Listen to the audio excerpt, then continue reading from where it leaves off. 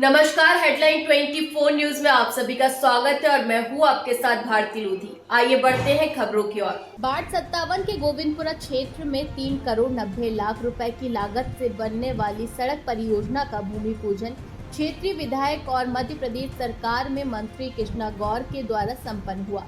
इस अवसर पर मंत्री ने कहा कि इस सड़क के निर्माण से क्षेत्रवासियों को आवागमन में अब किसी भी प्रकार की कठिनाई नहीं होगी और यह सड़क क्षेत्र के जल समग्र विकास में सहायक सिद्ध होगी। भूमि पूजन कार्यक्रम में क्षेत्र के पार्षद सुरेंद्र बाड़ीका, तीर्थ राजा मिश्रा, पार्षद जितेंद्र शुक्ला, पार्षद अर्चना परमार, पार्षद नीरज सिंह, केवल मिश्रा, मंडल उपाध्यक्ष प्रताप सिंह बैस, संयम जैन, गुड्डू सक्सेना, अशोक पटेल, शिव यादव, दीपक गुप्ता सहित बड़ी संख्या में भारतीय जनता पार्टी के कार्यकर्ता और स्थानीय नागरिक उपस्थित रहे। मंत्री कृष्णा गौर ने कहा कि सरकार की प्राथमिकता नागरिकों को मूलभूत सुविधाएं उपलब्ध कराना है और इस दिशा में यह सड़क निर्माण एक महत्वपूर्ण कदम है। इस अवसर पर पुलिस प्रशासन की भूमिका भी सराहनीय रही। बड़ी तादाद में पुलिस बंधु उपस्थित रहे। बड़ी सौगात मिली 3 करोड़ 90 लाख के भूमि पूजन के।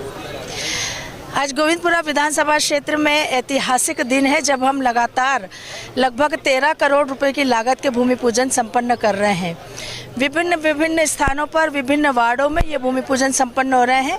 वार्ड 52 में अभी इसके पूर्व हमने तिलक नगर से लेकर दाना पानी ढाबे तक के रोड का भूमि पूजन संपन्न किया, जिसकी लागत लगभग 2 करोड़ 80 लाख है।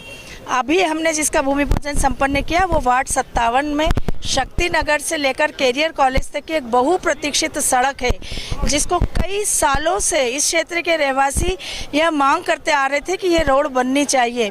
लगभग 3 करोड़ 90 लाख रुपए की राशि इस सड़क के लिए हमने स्वीकृत कराई है, जिसका भूमि पूजन आज संपन्न हुआ है। ये वास्तव में एक ऐसा मार्ग होगा जो इस क्षेत्र के नागरिकों को बहुत बड़ी सुविधा देगा।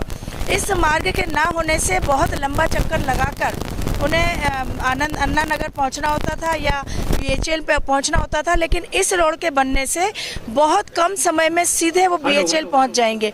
तो मुझे लगता है कि निश्चित रूप से ये जो सड़क की मांग इस क्षेत्र के रहवासियों की बड़े लंबे समय से थी, आज वो पूरी हो रही है। बड़ी संख्या में इस क्षेत्र के रहवासियों ने उपस्थित होकर इसके प्रति अपनी प्रसन्नता जाहिर की है।